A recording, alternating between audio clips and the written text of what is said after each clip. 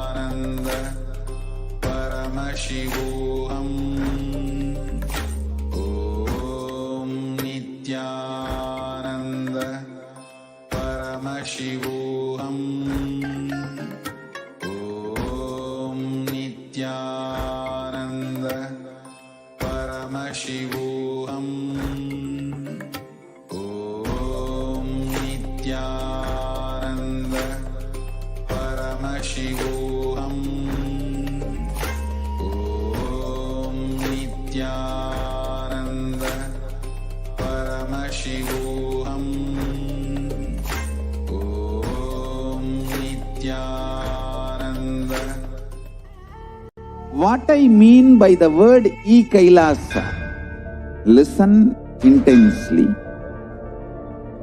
Enlightenment ecosystem, literally enlightenment itself, in your own home, wherever you are.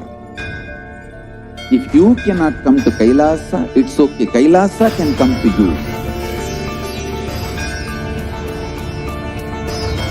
Kailasa coming to you is Kailasa.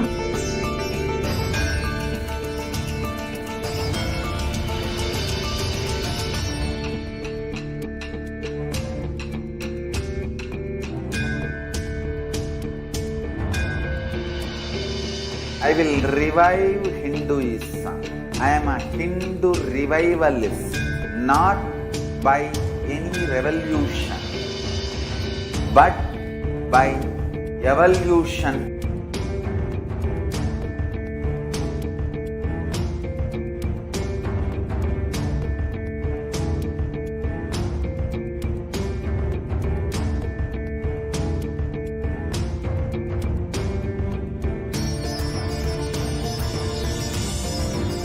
And setting model community.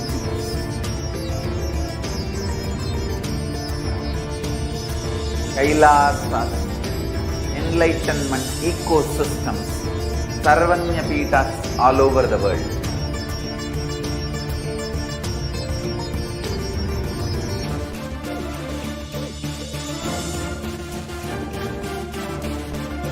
All powerful cognition, knowledge, only when you live, power manifestation and possibilities manifestation happens.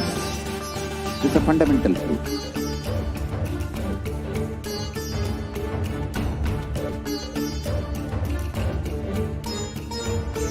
Hinduism cannot live exclusively as one sampradaya. No.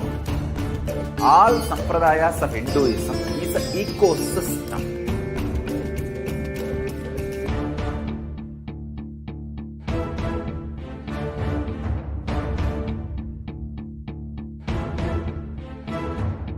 So don't keep quiet thinking that if one sampradaya is attacked, only that sampradaya is going to be affected. All of us are ecosystems.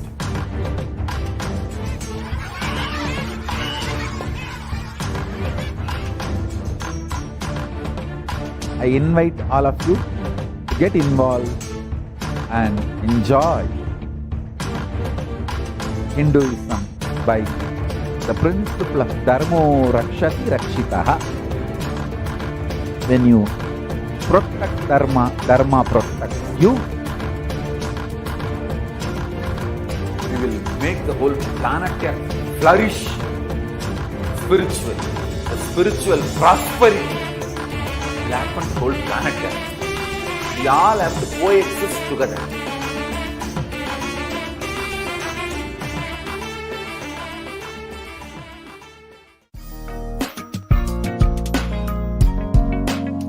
We get you health. We get you ability to build beautiful relationships in your life.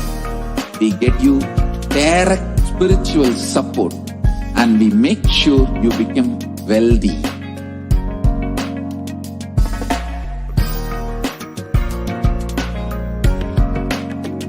We won't stop giving you just good life. We will literally not stop till you live enlightened life. manifesting the state of Paramashiva, space of Paramashiva, powers of Paramashiva, being of Paramashiva.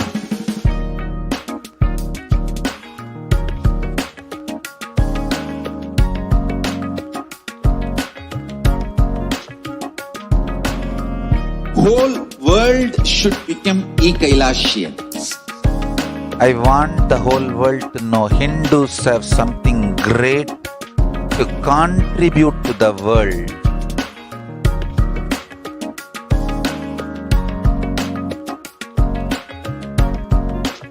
We have something great to contribute to the world. Let us do that.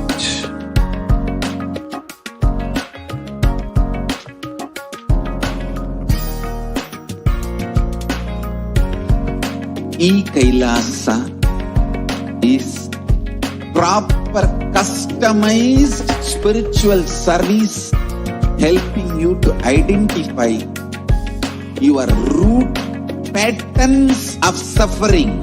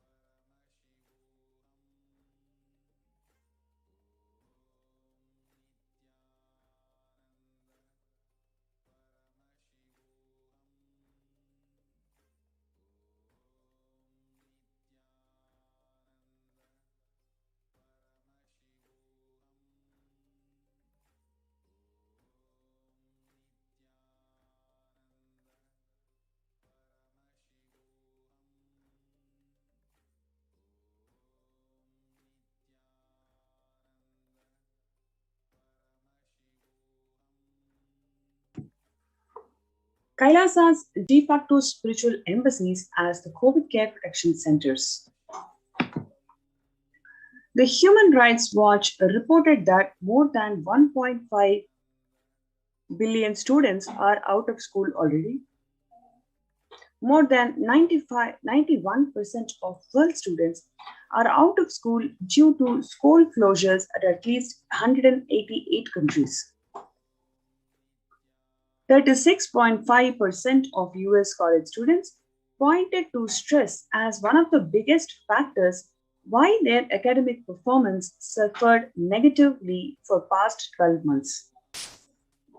In addition, 29.5% listed anxiety as a factor. For American middle schoolers, 61% of teens admitted feeling a lot of pressure to get good grades. Approximately 1.2 billion learners are currently affected due to school closures in response to pandemic. According to UNICEF monitoring, 46 countries are currently implementing nationwide closures and 27 of them are implementing local closures, impacting about 72.9% of world's student population. In a survey by the mental health charity Young Minds, which included 111 participants up to the age of 25 with a mental illness history in UK, 83% of them said that the pandemic had made their conditions worse. 26% of them said that they were unable to access the mental health services. Peer support groups and face-to-face services have been cancelled, and support by phone or online can be challenging for some young people.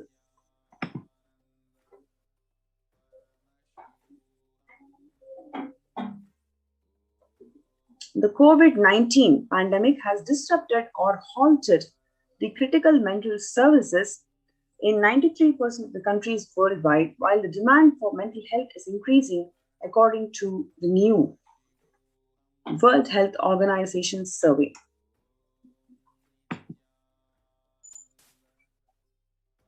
Recently, a study also found that 18% of the individuals, including the people with and without a past psychiatric diagnosis who received COVID-19 diagnosis, were later diagnosed with a mental health disorder such as anxiety or mood disorders. Surveys also found that substance use and suicidal ideation are particularly pronounced for young adults, with 25% reporting they started or increased substance use during pandemic and 26% of them reporting serious thoughts of suicide. Every year, over 1.2 million students drop out of high school in the United States alone. That's a student every 26 seconds or 7,000 a day. About 25% of the young freshmen fail to graduate from high school on time.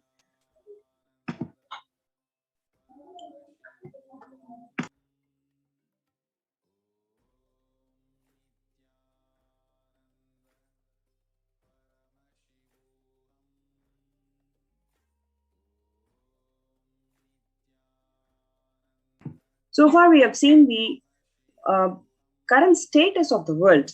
And now in the next segment, we're going to see what are the contributions from the Department of Education, Kailasas.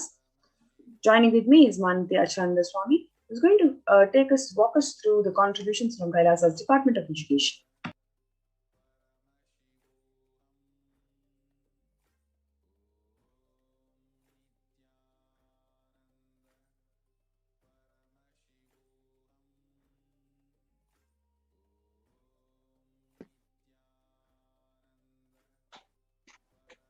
What is Kailasa's education all about?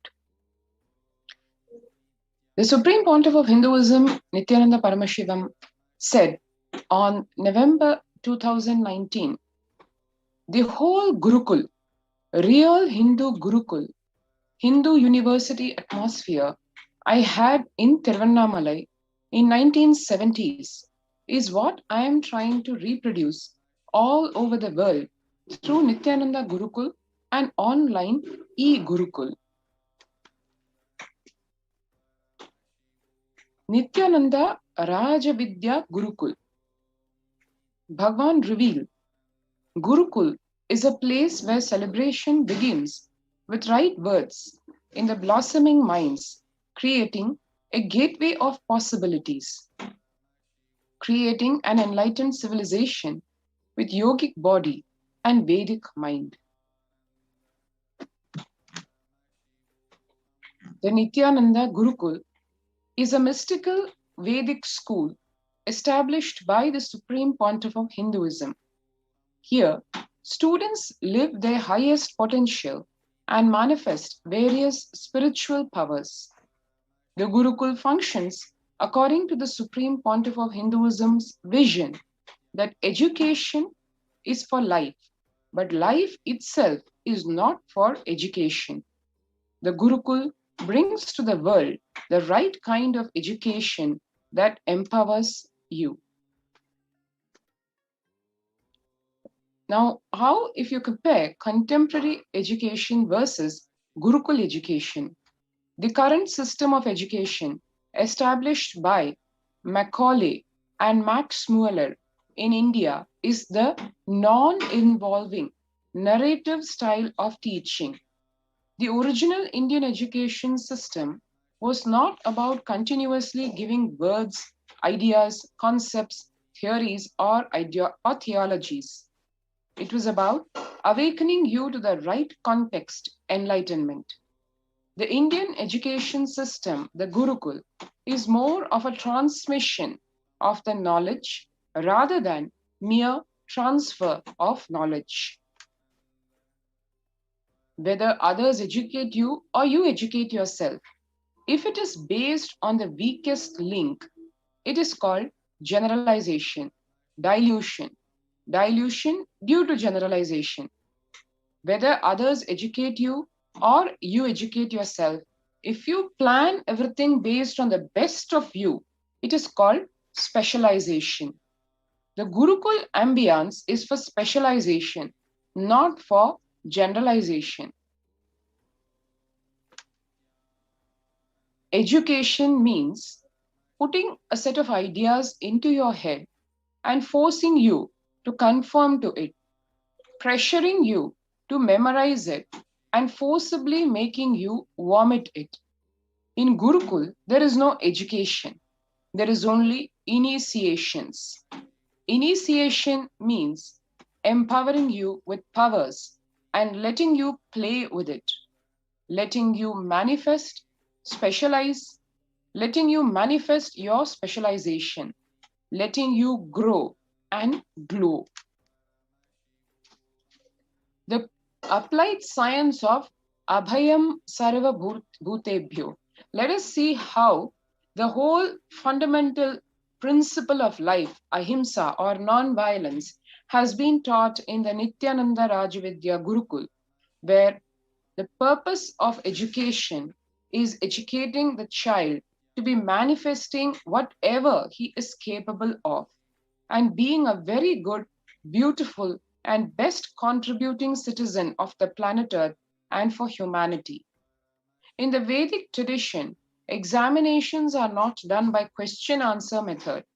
That is Macaulay's method, clock making. In Vedic tradition, all examinations are conducted by the thought current you carry.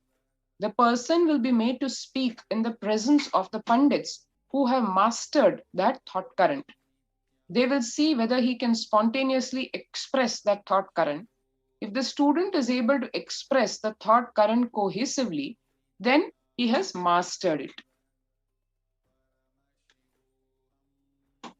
What is real education? If we are teaching the science of completion to our kids, we should be able to guarantee you can't even get one lie out of our Gurukul kids. That is what is education. Education is making you master a thought current, which becomes their lifestyle, which becomes their cognition style, which becomes their very being. For hours, you cannot speak on a subject unless it has become your thought current, the way you cognize. Change of thought current, transformation of thought current is the success of education. Each Upanishad adds a thought current to you. Transformation of thought current is success.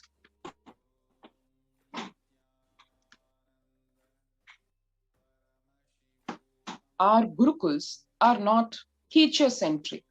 Our Gurukuls, Nithyananda Gurukuls, are education-centric. Nithyananda Gurukuls are not education-centric and not teacher-centric.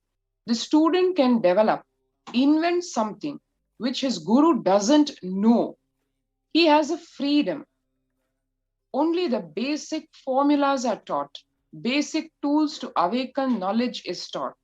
Then the student is left free to explore on his own.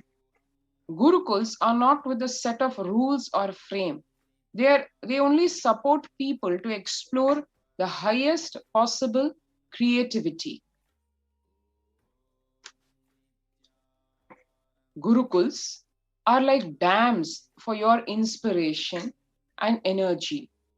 It is an embankment for the wild river.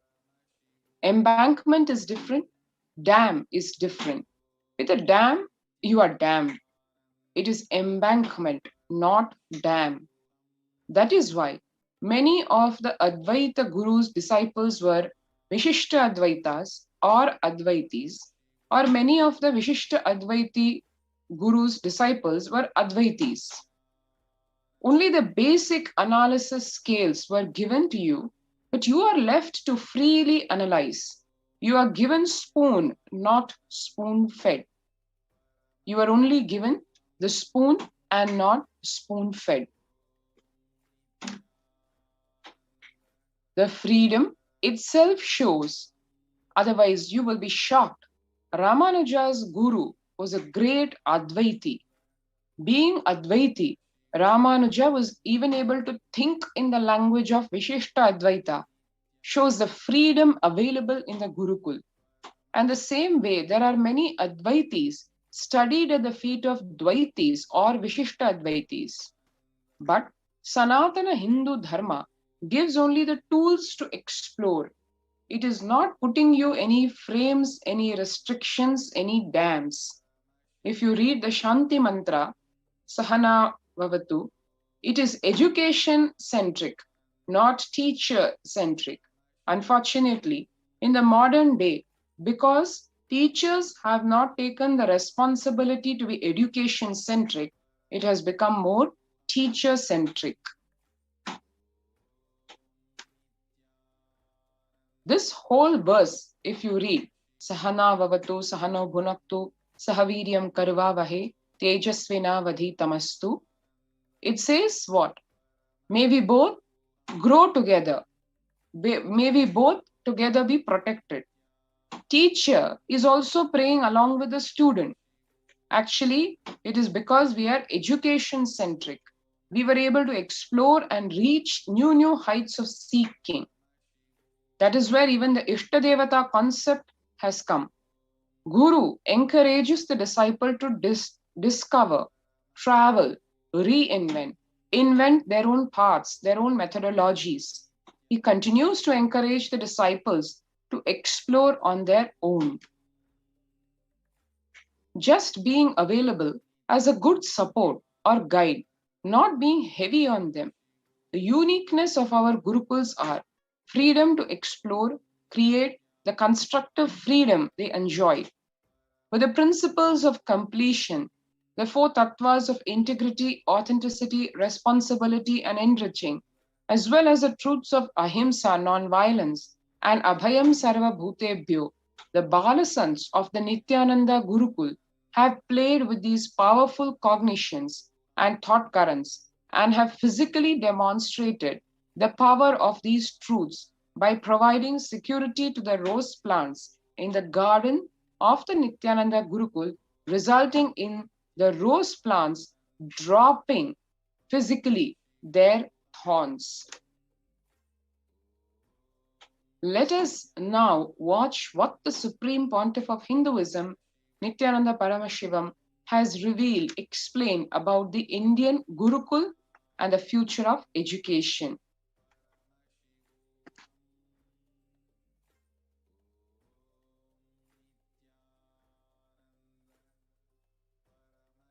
Now it is time, as per the astrology, no theory can rule any human society which is imposed on that society more than 60 years. Now 60 years is over for the non-involvement narrative education system. I am telling you, future is Gurukul system. The future of education is where the teachers and students live together in one place. If needed, let the parents also stay there. But because basically kids do what you do, they won't do what you say. Understand? They do what you do. They won't do what you say. Whatever you do, simply they will do. They will never do what you say. Most of the time, they don't care for what you say.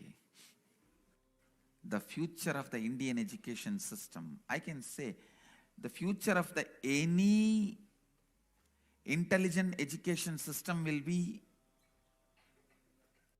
Gurukul system. I am not talking out of pride or arrogance. I am talking seeing the future. I am telling you, I will be leading this revival in the education system through our Gurukul system.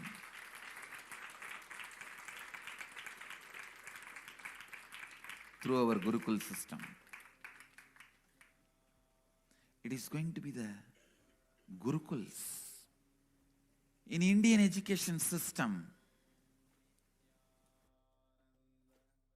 complete involvement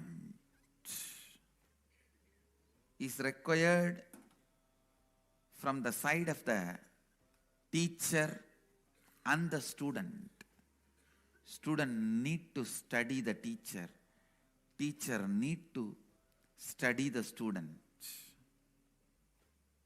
Understand? After thoroughly studying the student, teacher identifies the right subject in which the student will be successful. Few things are basic for everyone, like science of completion and enlightenment. Other than the science of enlightenment, all other things, master selects the subject in which the student will be successful. And then student is trained specifically in those fields with the knowledge of enlightenment, with the science of enlightenment, with the truth of enlightenment as the context. Even if you learn the archery, enlightenment is the context. If you study administration, enlightenment is the context. If you learn about business, enlightenment is the context. If you learn plumbing, building houses, sculpting, enlightenment is the context. Indian education system is more of a transmission of the knowledge, not transfer of knowledge. It is not just information based.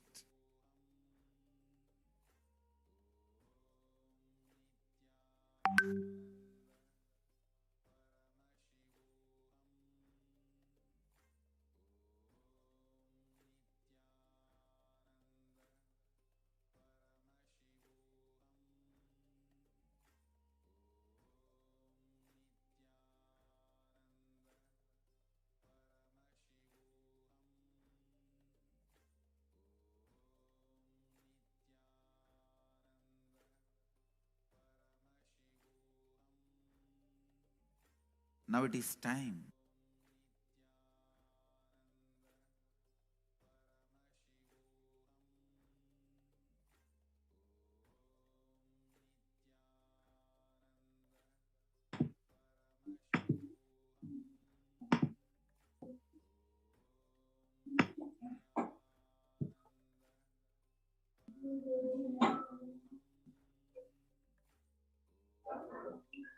Today, the education is known to be the key factor to enable upwards socio-economic mobility and the strongest means for removing the poverty. The right education is crucial to the well-being. The right education is crucial to the stability and growth of not only every child, but to the whole of the humanity itself. The Gurukul education is known to be the knowledge transmission system of Hinduism, one of the pillars which kept Sanatana Hindu Dharma alive and standing as the world's most ancient living civilization. Through Kailasa's Department of Education, the Supreme Pontiff of Hinduism, Jagadguru Mahasannidhanam, His Divine Holiness Swamiji, the Gurukul system is being revived in its entirety.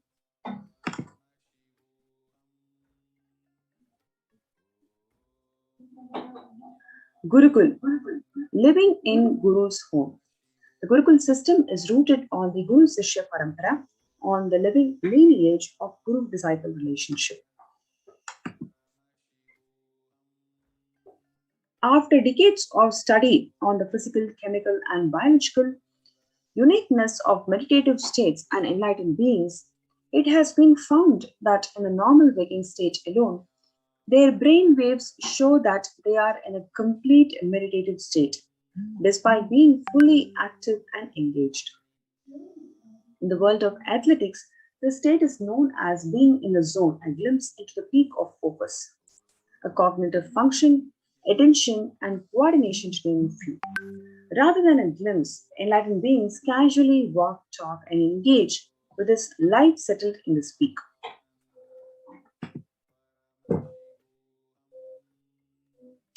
Recently, studies have found that we imbibe the body language behaviors and patterns of those in our environment, not just on our behavioral level, but at the depths of the neurological level. This is also known as the mirror neuron effect. In this way, there is no better teacher than the enlightened guru who exists as a superconscious, biological, reproducible anomaly. However, through centuries of Mughal invasions, colonialism, and continued persecution against Hinduism and Hindu tradition, the science of knowledge transmission has been diminishing at an unprecedented rate.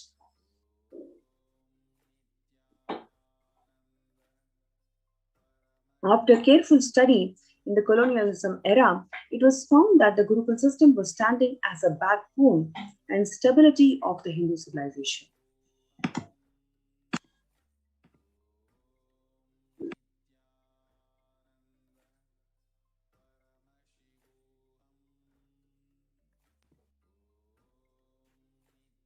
The Mecca education was imposed on India after the revelation. 13,000 universities across Bharat and 200,000 Gurukuls were destroyed in Bengal and Bihar alone.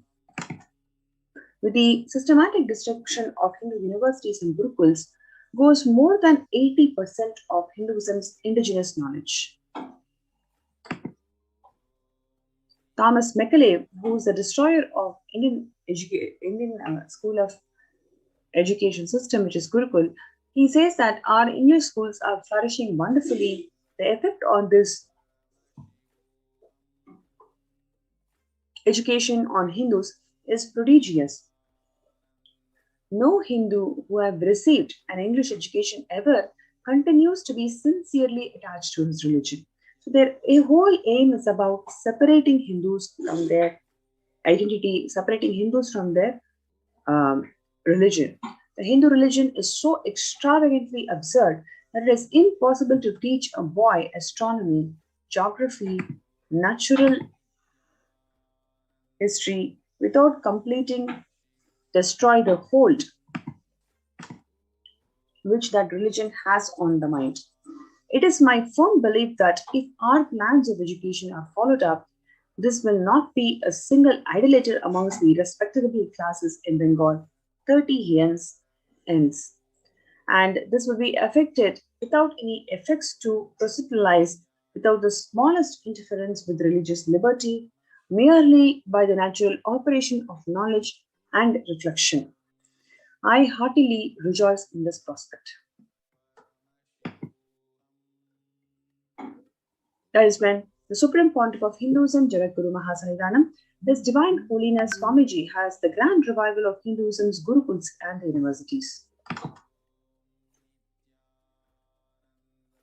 What we are seeing is the official inauguration of Nithyananda Gurukul in Adi Kailasa Abhiditi. Here you are seeing the students of Nithyananda Gurukul practicing yoga and meditation under the sacred banyan tree Adi Kailasa. About 50% of Gurukul Balasins study 1 to 3 years ahead of their group, scoring to top 10 to 20% of Mensa at age 14. Gurukul Balasins learning standard academics along with the indigenous Hindu scriptures.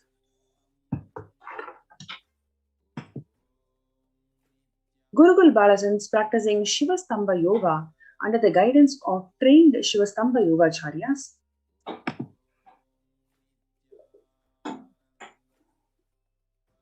Gurukul Balasins demonstrating the ability to perform the Kundalini Rajju, even through blindfold. The Supreme Pontiff of Hinduism, Jagadguru Mahasannidhanam, His Divine Holiness Swamiji personally teaching the once lost Dhanurvidya to Gurukul. 30% of Gurukul Balasans demonstrating the capacity to spontaneously play the instruments without formal training.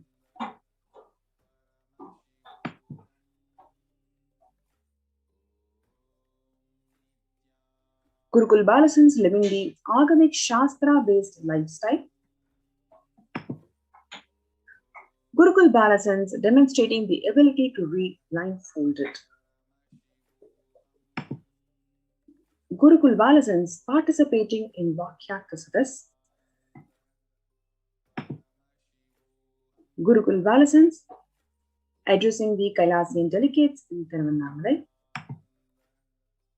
Gurukul Balasans, after successfully hosting the worldwide webinar on the highlights and signs of Nithyananda Gurukul.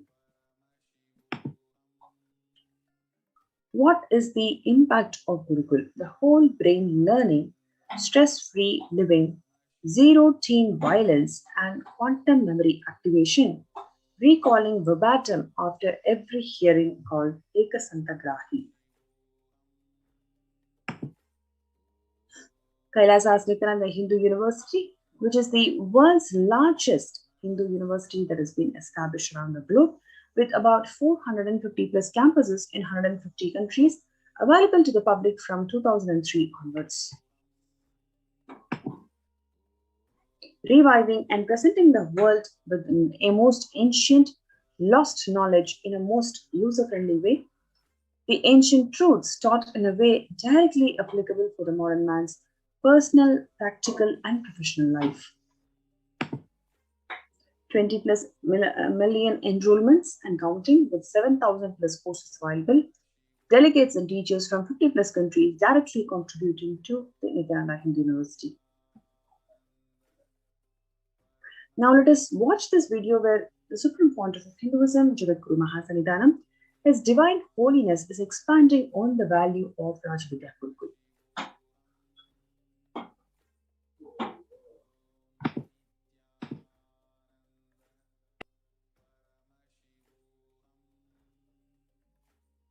Long rituals are not useless or unnecessary.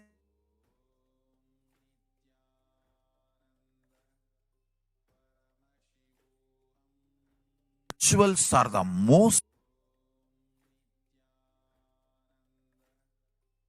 Long rituals are not useless or unnecessary as a modern brainwashed Hindu thinks. Long rituals are the most powerful method, science, kriya,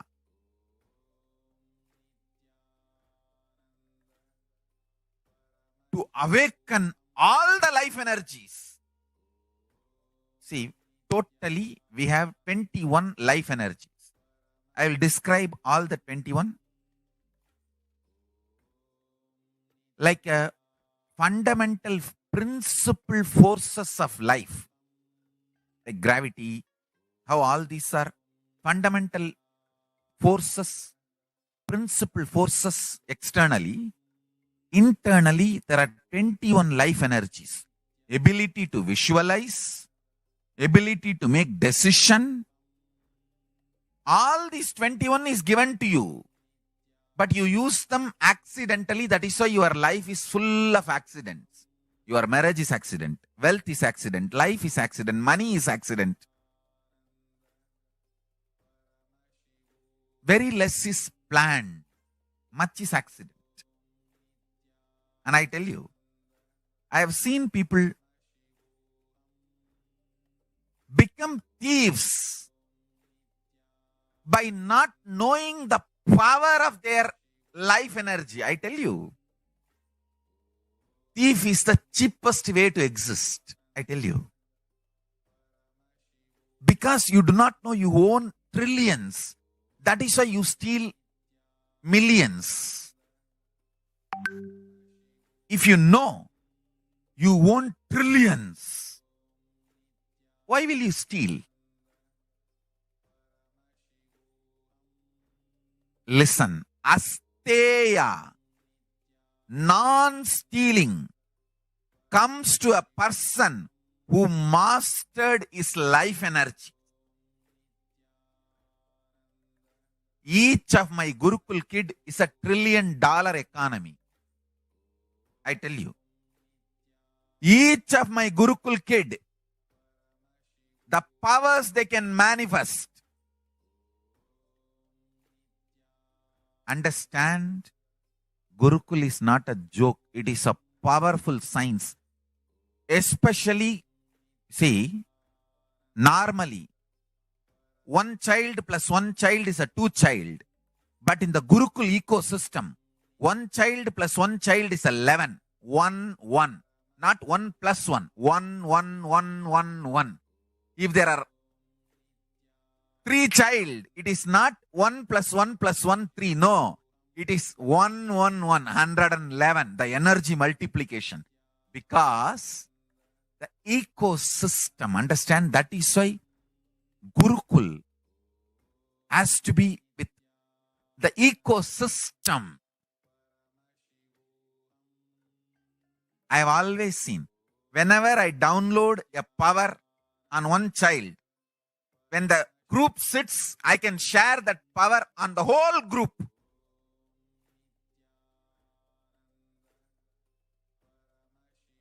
Because when team of kids or balasans or sannyasis or brahmacharis, when they sit as one team,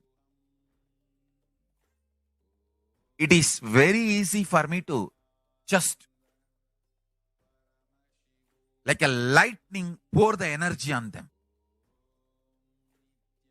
Understand? The Sankhya of life energy is different. The multi-dimensional logic of life energy is different. People cannot understand this Sankhya. The multiple life energies, awakening them to its peak and manifesting them is all about life.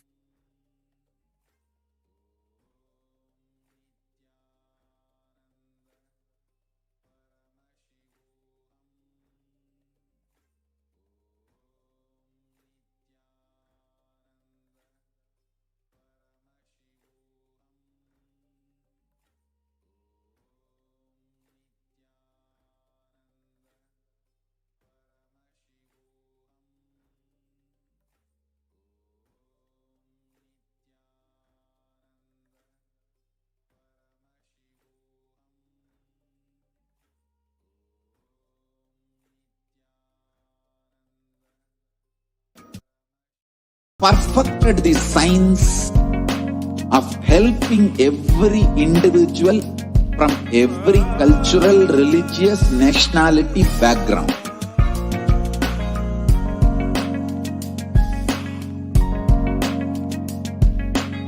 You will have lowest reactionary assumptions, highest awakened response, alive response for life continuously.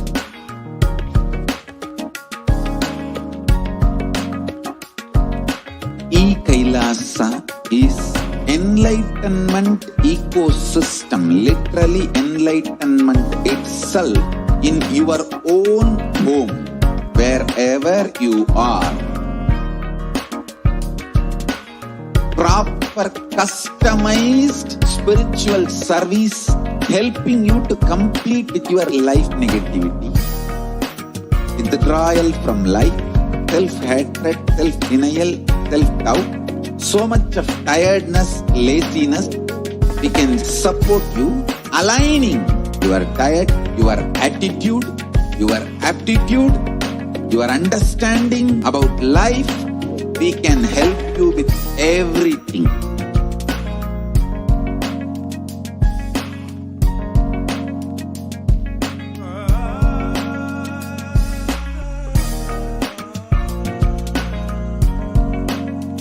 If you are interested in enlightenment, we will immediately bring this to you. If you are not interested, we will explain the whole science, inspire you and make you interested in enlightenment science. We need to cater this enlightenment science to the whole world wherever they are. Because enlightenment is the birthright of all human beings. Kailasa is responsible to provide that to all human beings.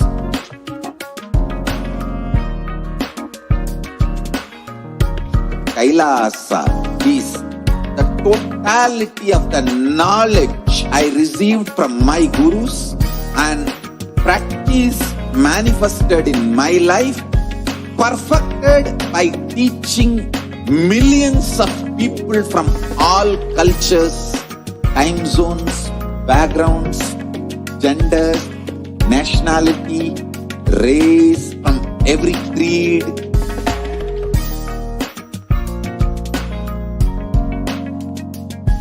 So this absolutely perfected knowledge available to you, served to you in your home without even you moving out of your couch, free of cost.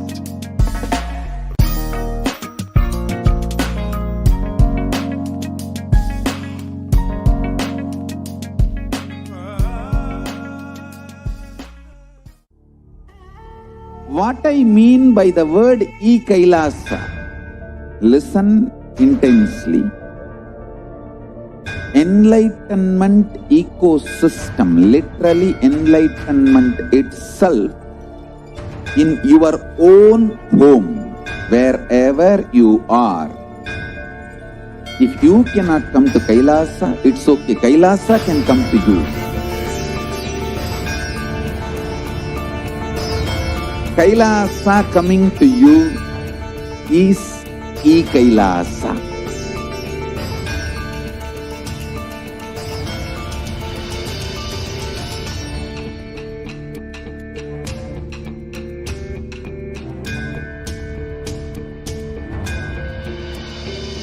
I will revive Hinduism. I am a Hindu revivalist, not by any revolution, but by evolution.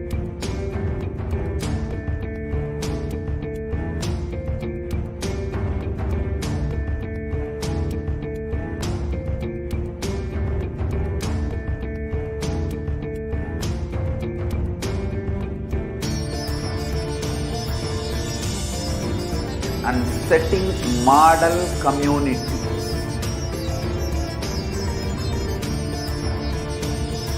Kailasa, enlightenment ecosystems, Sarvanya Pitas all over the world.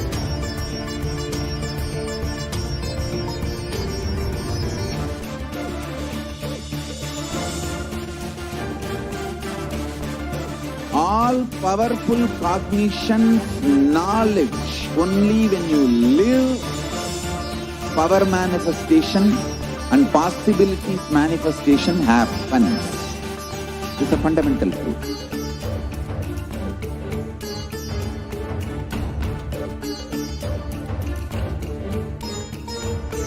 Hinduism cannot live exclusively as one sampradaya. No. All sampradayas of Hinduism is an ecosystem.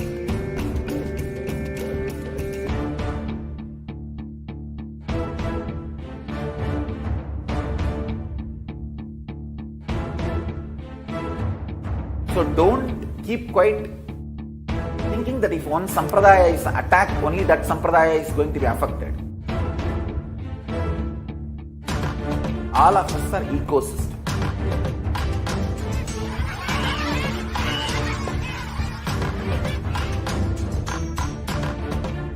I invite all of you to get involved and enjoy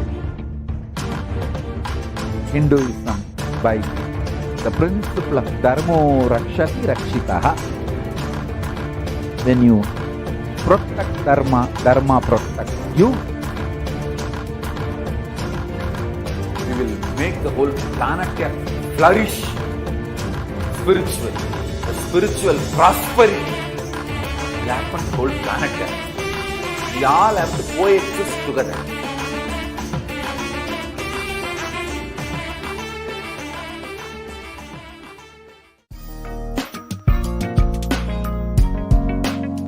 We get you health. We get you ability to build beautiful relationships.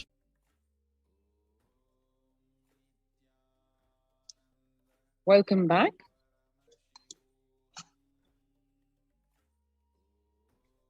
And as we were seeing, the fundamental grounds up revolution in the form of revival of the Gurukul system of education at the Nithyananda Gurukul, the repercussions of it included not just the solid promise of revival of Hinduism and the proof of concept and the absolute revival of the Gurukul system of education, it also brought along with it relentless attacks against the life, character, and image of the Supreme Pontiff of Hinduism, as he sincerely went on contributing everything he has for the world. From the field of nutrition to education, from protection of religious freedom to the revival of indigenous traditions, the Supreme Pontiff of Hinduism has sincerely contributed in every facet. This has not gone unnoticed by the world's dignitaries, leaders, and multi-faith diaspora.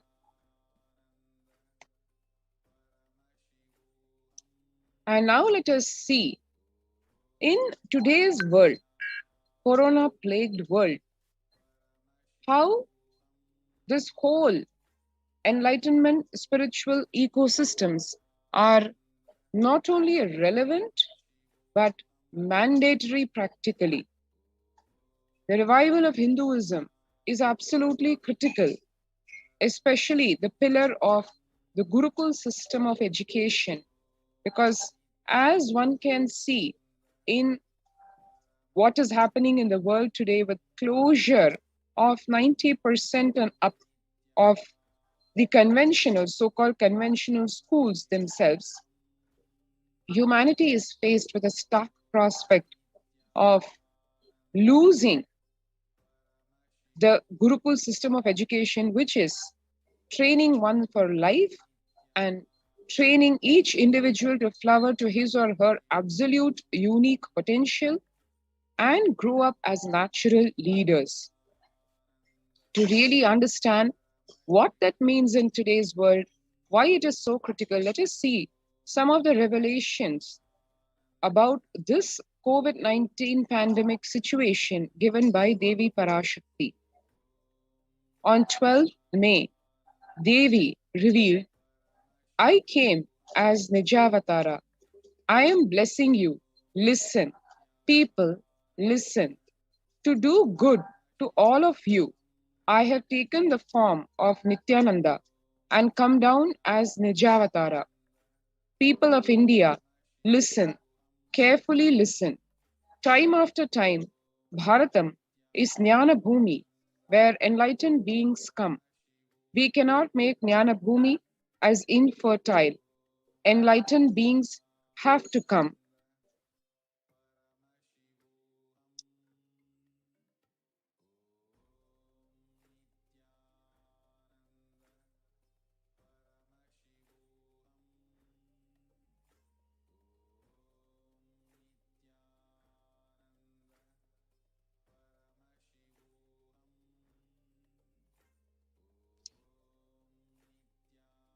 Enlightened beings have to live.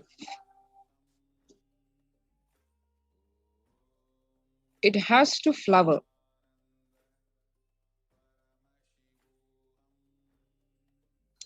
Few hypocrites, because they are stuck in delusion. We cannot sacrifice the world. Cosmos cannot be destroyed. The ship I did to save cosmos from being destroyed, that is called Adi Kailasa. The ship I did to protect beings from Pralaya is Adi Kailasa. Because of conspiracy of Drohis and enemies' rule, the captain had to leave the ship.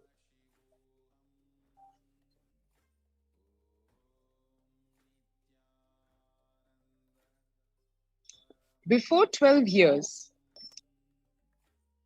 knowing the great deluge that is going to happen, all Aushadhas, by this Guru Purnima, that Jnana Rasavadam, Navapashana is going to fly. Allow people to come and take dip in Navapashana flower. People, whoever come and dip in Vaidyasarovar, they will not have deaths. They will not have corona. Crores and crores of people will come in line. Every day, they will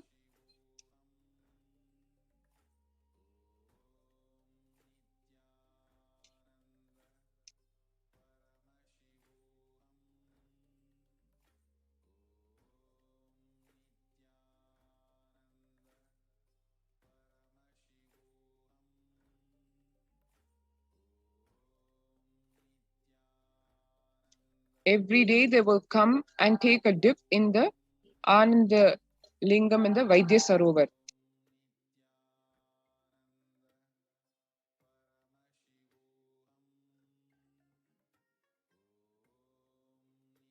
Listen well to my words. For India, I made ship as protection. The Nithyananda Navapashana Lingam in Vaidya Sarovar. Go to Adi Kailasa. O Indians, listen. All those regretting losing Nithyananda Nijavatara, without confusion, without talking just as lip service, go to Adi Kailasa.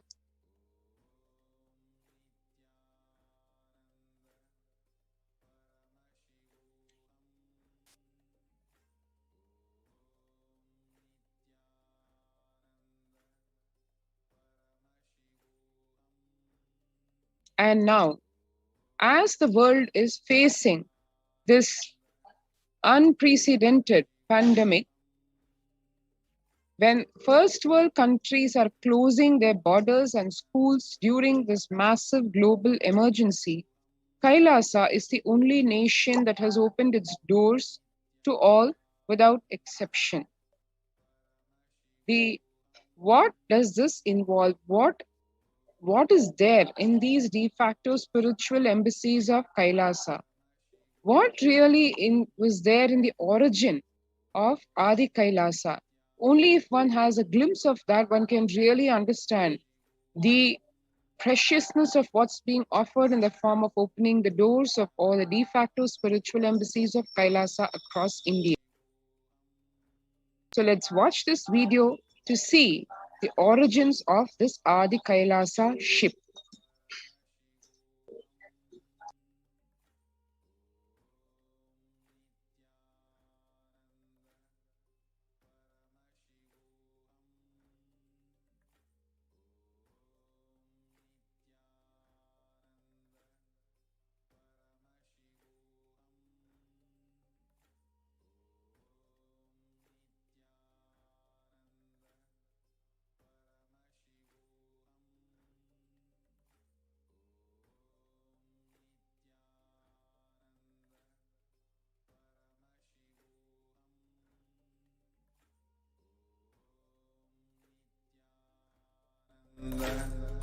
Paramashivoham. Om Nithyananda Paramashivoham. Om Nithyananda Paramashivoham. Om Nithyananda Paramashivoham. Nithyananda Paramashivoham. Om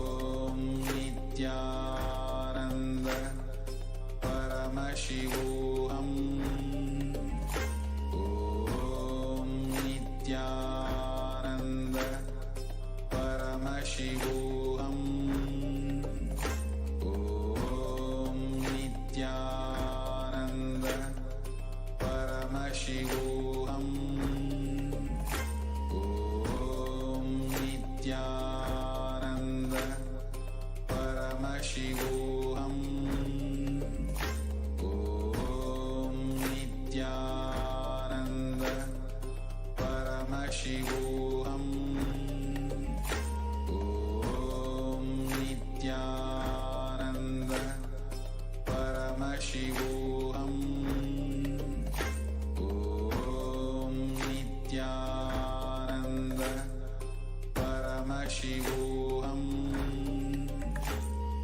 Om Nithyananda Paramashivoham. Om Nithyananda Paramashivoham. Om Nithyananda Paramashivoham. Om Nithyananda Paramashivoham. Om Nithyananda Paramashivoham. Om Nithyananda Paramashivoham. Om Nithyananda Paramashivoham. Om Nithyananda Paramashivoham. Om Nithyananda Paramashivoham. Om Nithyananda Paramashivoham. Om Nithyananda Paramashivoham. Om Nithyananda Paramashivoham. Om Nithyananda Paramashivoham. Om Nithyananda Paramashivoham. Om Nithyananda Paramashivoham. Om Nithyananda Paramashivoham. Om Nithyananda Paramashivoham. Om Nithyananda Paramashivoham.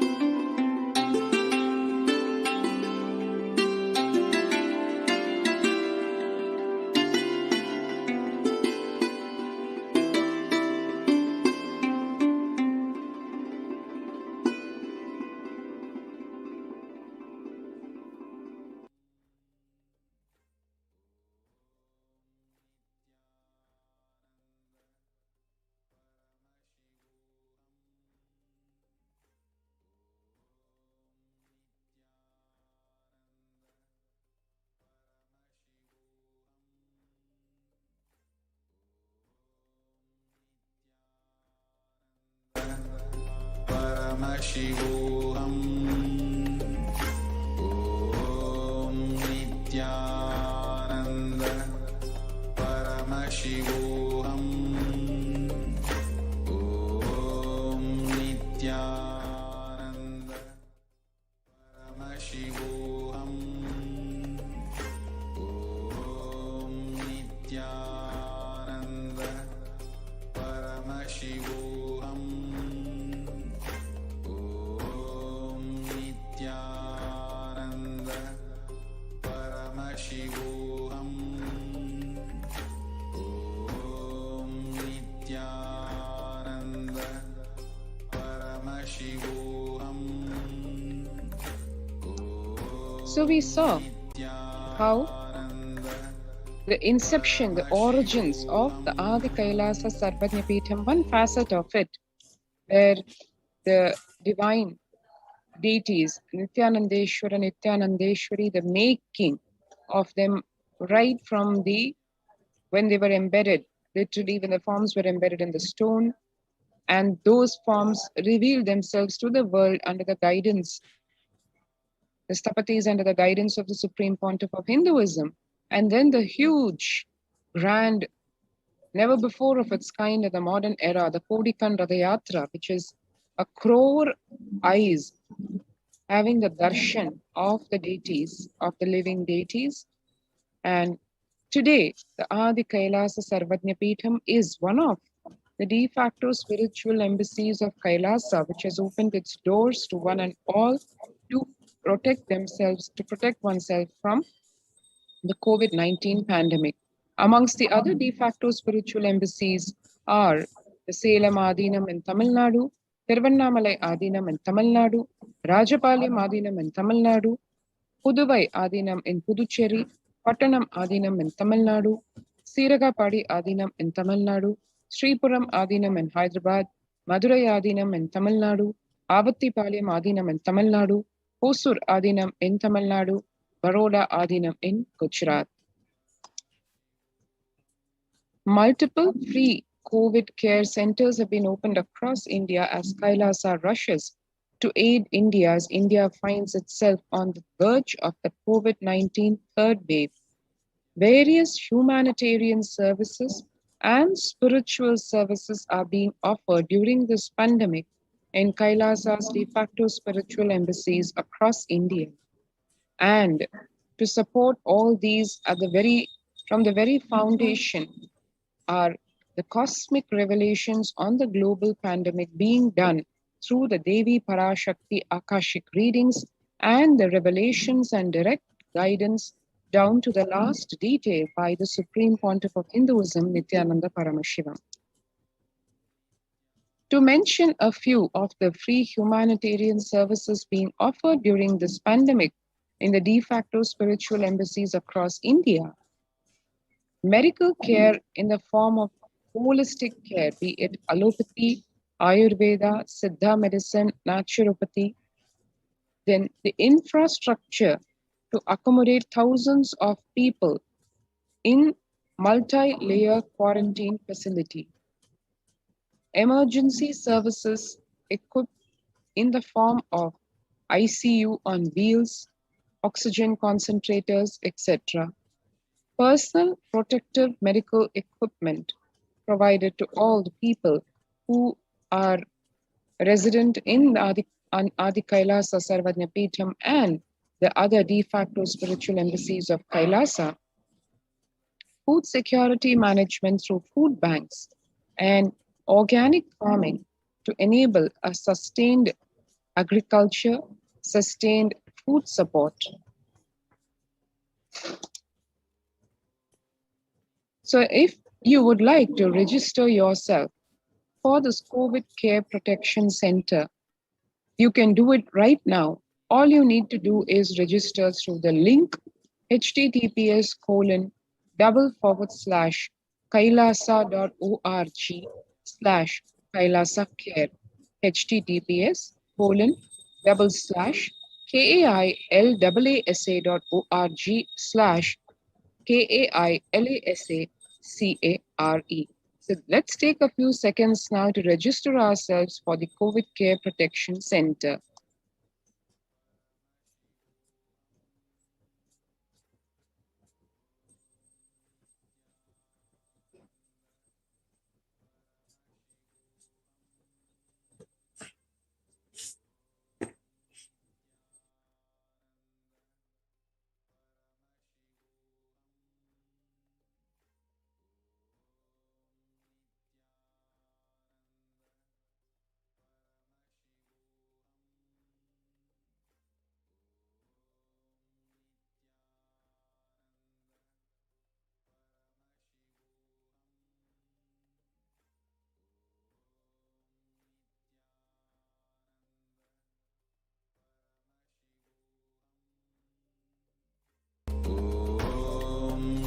Nithyananda Paramashivoham. Om Nithyananda Paramashivoham. Om Nithyananda Paramashivoham. Om Nithyananda Paramashivoham. Om Nithyananda Paramashivoham. Om Nithyananda Paramashivoham. Om Nithyananda Paramashivoham. Om Nithyananda Paramashivoham. So if we have registered ourselves in the link, let us now see next how Kailasa providing education services amidst this massive global emergency. Kailasa's Department of Education is providing academic as well as spiritual education services physically for all kids residing in Adi Kailasa Sarvanya Peetham and virtually for a number of kids through e-Gurukul program.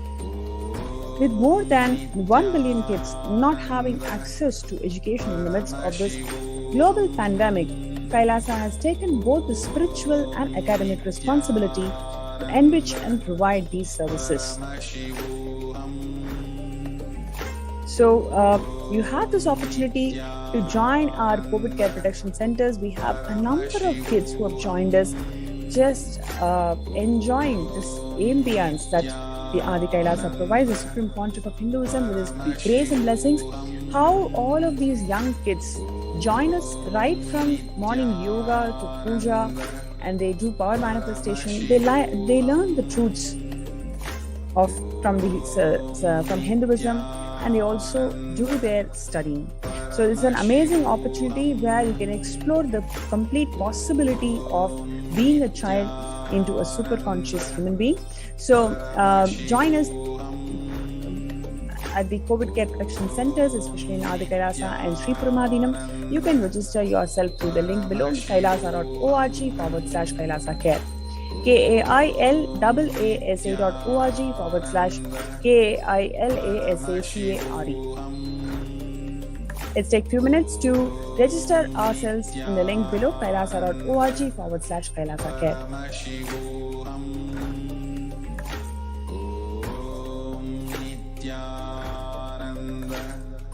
Paramashivoham. Om Nithyananda Paramashivoham. Om Nithyananda Paramashivoham. So let's take a quick look at the glimpses of Nithyananda Raj Vidya Gurukul. You can see how the kids are so beautifully living as Paramashivas, adorned with Rudrakshas, tiger skin cloth, and living as Paramashivas, performing the yoga, Shivastamba Yoga, and the Pratama Vinyasa Krama. They also perform the rituals temple rituals. Paramashivoham. Om Nithyananda How they are beautifully brought up in the temple-based ecosystem, which grounds them, which stabilizes them, and pushes them to raise themselves as superconscious beings. Yes, you can see how all of them are involved in this temple rituals. They learn how to do alankaram to deities, how to do procession for deities, how to celebrate deities and live the life of superconsciousness.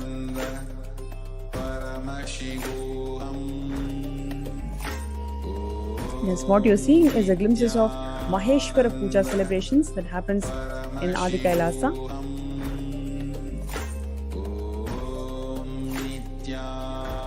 Yes.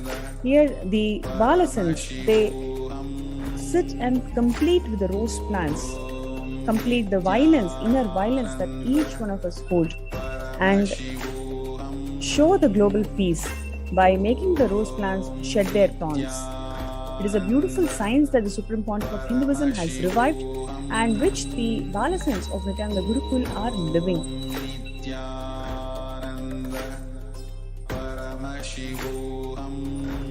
And these are the kids from the COVID care protection centers who are watching the Mahabharatam and all the other Puranic scriptures and educating themselves.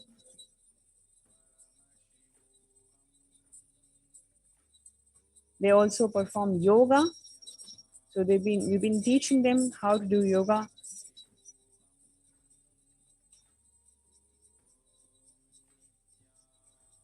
Yes, glimpses of kids performing yoga.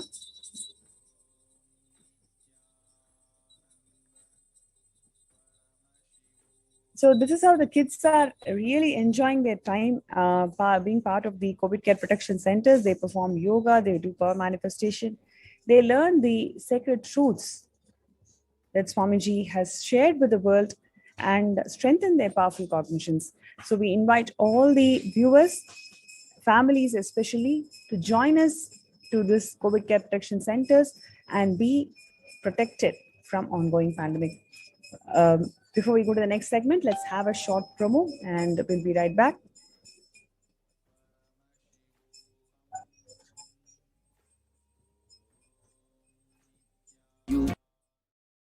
Direct spiritual support and we make sure you become wealthy.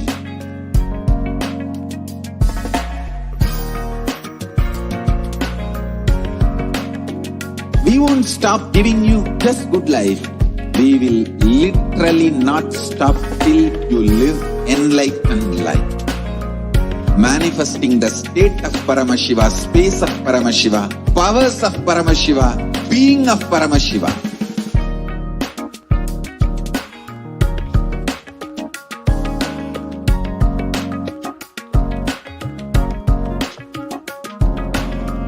Whole world should become Kailasians.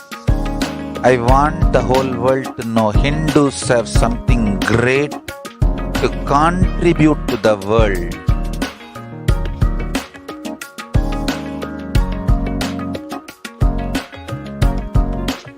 We have something great to contribute to the world. Let us do that.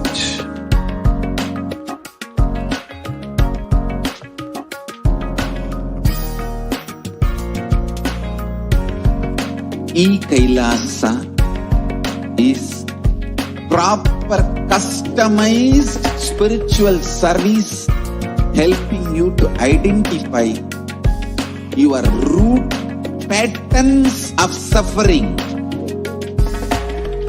We have perfected the science of helping every individual from every cultural, religious, nationality background.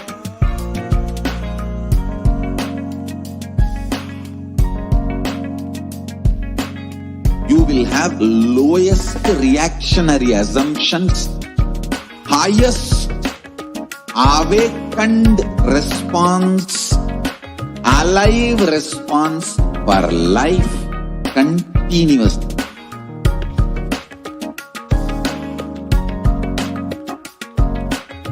Kailasa is enlightenment ecosystem, literally enlightenment itself in your own home, wherever you are. Proper customized spiritual service helping you to complete with your life negativity. Withdrawal from life, self-hatred, self-denial, self-doubt, so much of tiredness, laziness, we can support you, aligning your diet, your attitude, your aptitude, your understanding about life. We can help you with everything.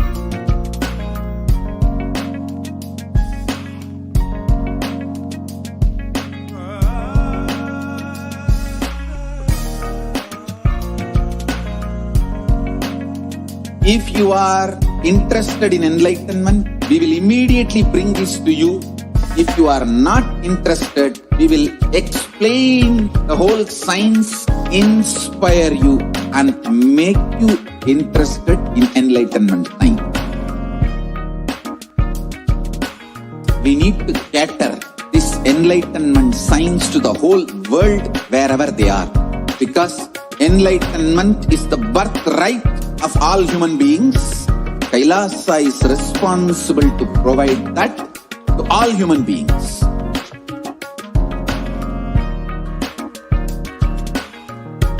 Kailasa is the totality of the knowledge I received from my gurus and practice manifested in my life, perfected by teaching millions of people from all cultures, time zones, backgrounds, genders, nationality, race, from every creed.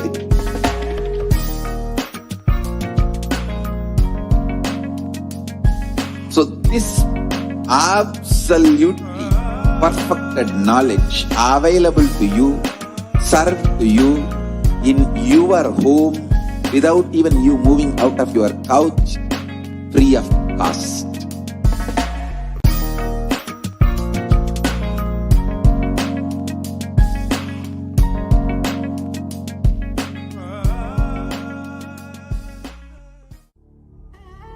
What I mean by the word Kailasa, listen intensely. Enlightenment ecosystem, literally enlightenment itself in your own home, wherever you are. If you cannot come to Kailasa, it's okay. Kailasa can come to you. Kailasa coming to you is Kailasa.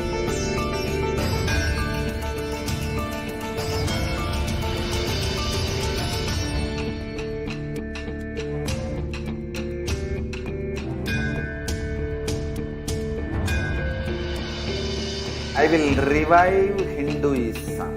I am a Hindu revivalist, not by any revolution, but by evolution.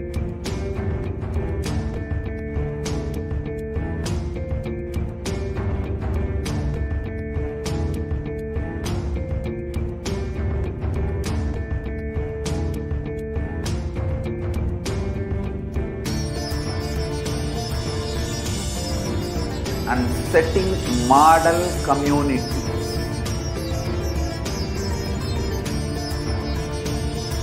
Kailasa, enlightenment ecosystems, Sarvanya Peethas all over the world.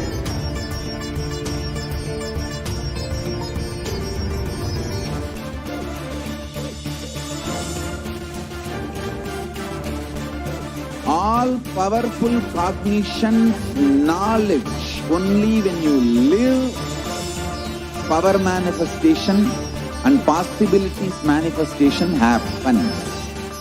It's a fundamental truth.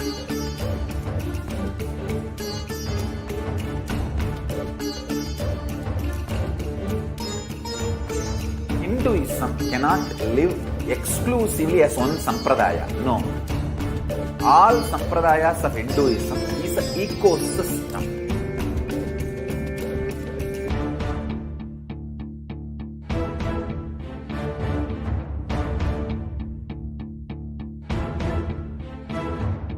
So don't keep quiet thinking that if one sampradaya is attacked, only that sampradaya is going to be affected. All of us are ecosystem.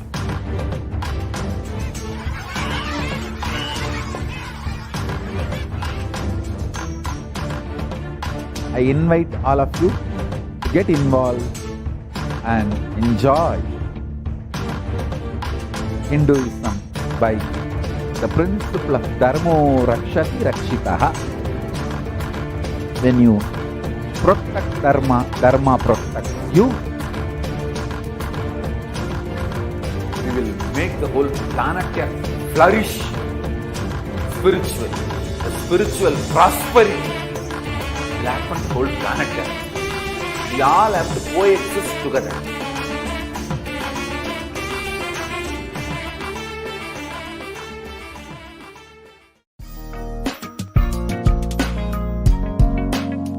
We get you health. We get you ability to build beautiful relationships in your life. We get you direct spiritual support, and we make sure you become wealthy.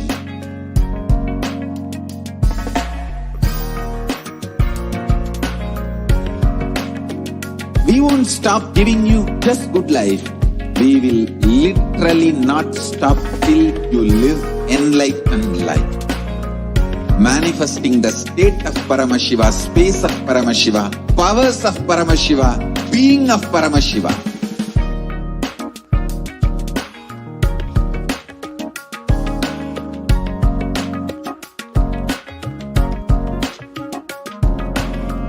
Whole world should become Kailasians. I want the whole world to know Hindus have something great to contribute to the world.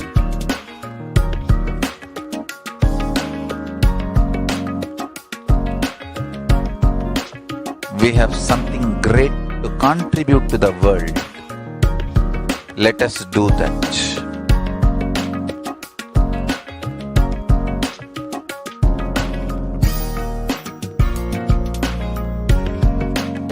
Kailasa is proper customized spiritual service helping you to identify your root patterns of suffering.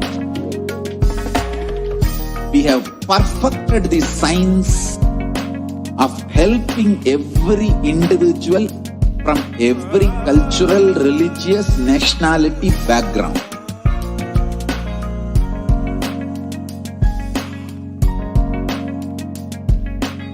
You will have lowest reactionary assumptions, highest awakened response, alive response for life continuously.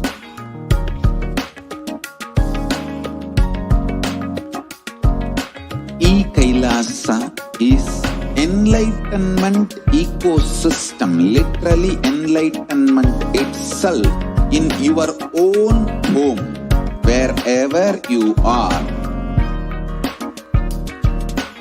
Proper customized spiritual service helping you to complete with your life negativity, withdrawal from life, self-hatred, self-denial, self-doubt, so much of tiredness, laziness. We can support you aligning your diet, your attitude, your aptitude, your understanding about life. We can help you with everything.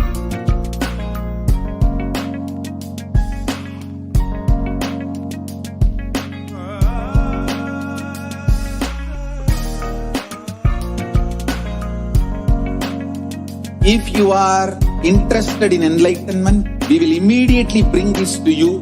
If you are not interested, We will explain the whole science, inspire you and make you interested in enlightenment time. We need to cater this enlightenment science to the whole world wherever they are. Because enlightenment is the birthright of all human beings. Kailasa is responsible to provide that to all human beings.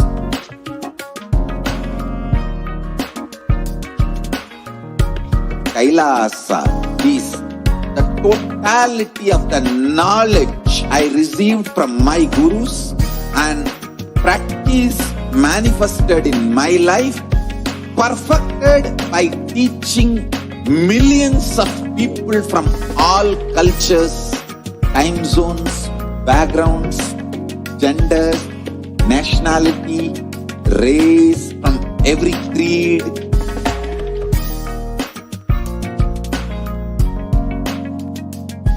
So this absolutely perfected knowledge available to you, served to you in your home without even you moving out of your couch, free of cost.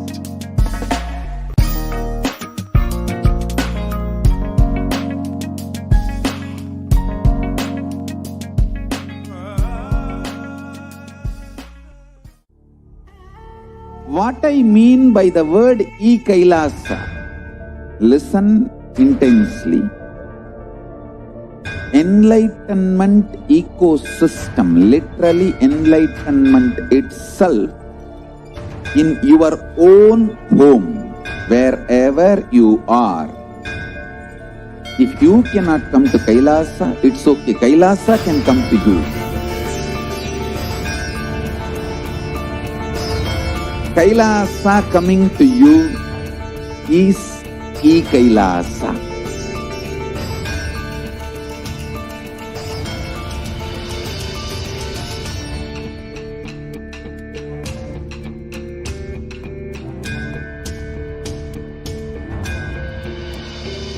I will revive Hinduism. I am a Hindu revivalist, not by any revolution, but by evolution.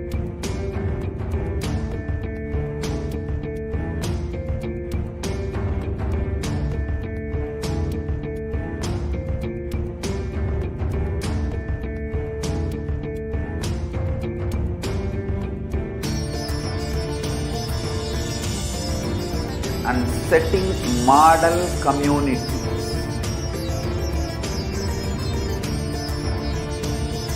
Kailasa, enlightenment ecosystems, Sarvanya Pitas all over the world.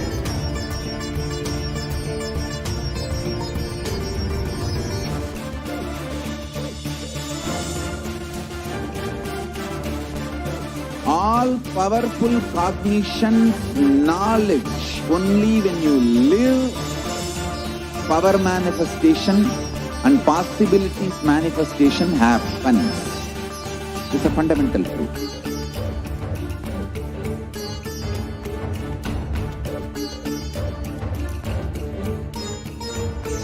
Hinduism cannot live exclusively as one sampradaya. No. All sampradayas of Hinduism is an ecosystem.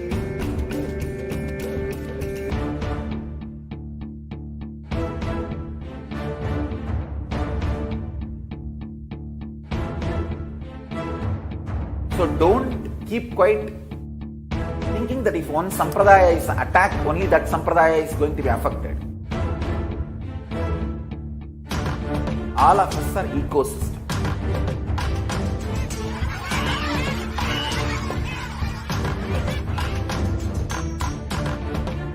I invite all of you to get involved and enjoy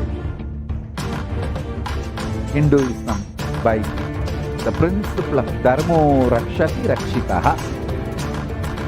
When you protect Dharma, Dharma protects you. We will make the whole planet flourish spiritually. The spiritual prosperity It happens whole planet here. We all have to coexist together.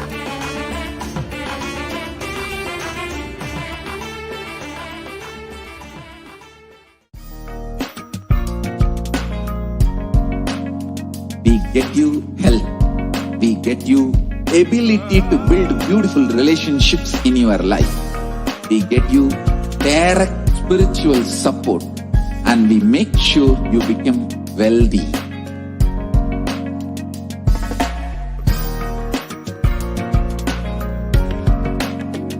We won't stop giving you just good life. We will literally not stop till you live enlightened life. Manifesting the state of Paramashiva, space of Paramashiva, powers of Paramashiva, being of Paramashiva.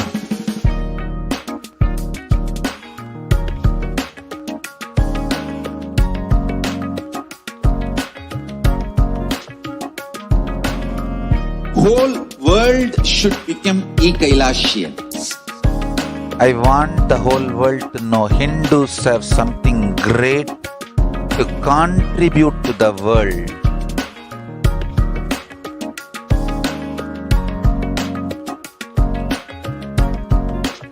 We have something great to contribute to the world.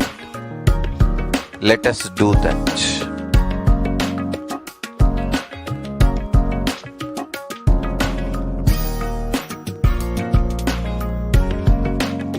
Kailasa is proper customized spiritual service helping you to identify your root patterns of suffering. We have perfected the science of helping every individual from every cultural, religious, nationality background.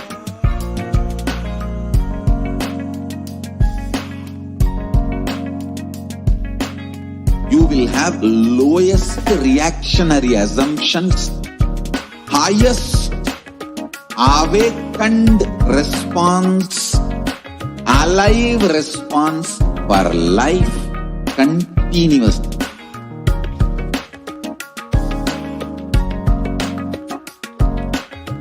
Kailasa is enlightenment ecosystem, literally enlightenment itself in your own home, wherever you are. Proper customized spiritual service helping you to complete with your life negativity, withdrawal from life, self-hatred, self-denial, self-doubt, so much of tiredness, laziness. We can support you aligning your diet, your attitude, your aptitude, your understanding about life. We can help you with everything.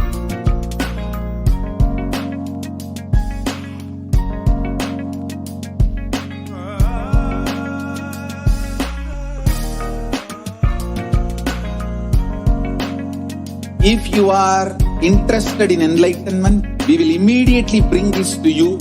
If you are not interested, we will explain the whole science, inspire you and make you interested in enlightenment time. We need to cater this enlightenment science to the whole world wherever they are, because enlightenment is the birthright of all human beings. Kailasa is responsible to provide that to all human beings.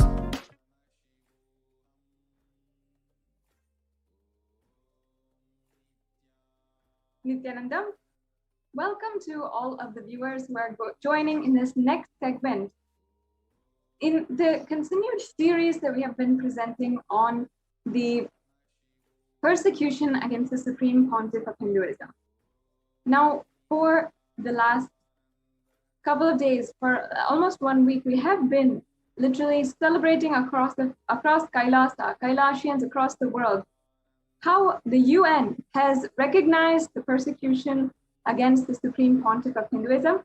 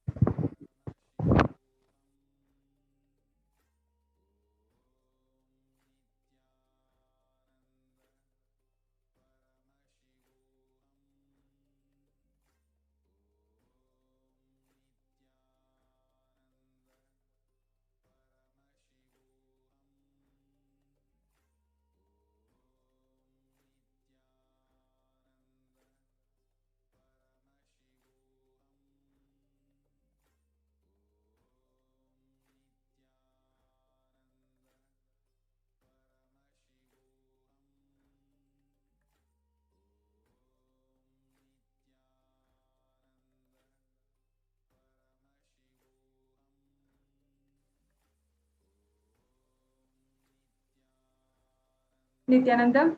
Welcome back. Sorry for the technical difficulties. We are now going to be continuing into the next segment of today's program after the Devi BHAVASAMADHI Darshan and the Devi Akashik reading program. Now we're continuing our series on the persecution against the Supreme Pontiff of Hinduism and the women of Kailasa. For around 1 week or so, we have been celebrating around Kailasa in countries all over the world, how finally the UN has recognized the persecution against the Supreme Pontiff of Hinduism. And having witnessed the Supreme Pontiff of Hinduism undergo so much of attack, incessant lawfare, brutal destruction to his Adinam and his disciples, and also direct assassination attempts against himself, Kailasians across the world are finally having some kind of reprieve, some way, some form where our voice is heard, where the cries of survivors of child sexual abuse, sexual assault by the anti-Hindu militant forces, and so much more crime have been finally seen some kind of platform where there is a place which is recognizing the legitimacy of our story, of what had actually happened, the persecution against the Supreme Pontiff of Hinduism at play, and the entire Hindu Holocaust, which has been going on for 700 years. Over the last couple of days, we have been presenting to you in conjunction with the Hindu Persecution Awareness Month. We're going to be step by step presenting to each and every one of you about the Hindu Holocaust, how that is continuing to happen in magnified proportion against the Supreme Pontiff of Hinduism, how literally what over the last 500 years people have done against Hindus, Supreme Pontiff of Hinduism has experienced, has gone through, has sacrificed in just a couple of decades.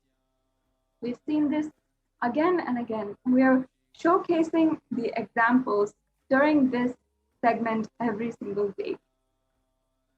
What we really request all of the viewers who are watching, please take a few minutes to ensure that you see the UN report where the Human Rights Commission of the UN has spoken and or at least has recognized the persecution of the Supreme Pontiff of Hinduism, and among a list of persecuted communities and their reports on their respective persecutions and the crimes done against them, Kailasa is listed amongst them. Officially, Human Rights Commission of the United Nations has recognized the persecution against the Supreme Pontiff of Hinduism. And now we request all of the Hindus who are joining across the world, all of the practicing Hindus, the curious Hindus, sympathizing people who want to be Hindu, every single one of you who in some way or form associate yourself with Hinduism and start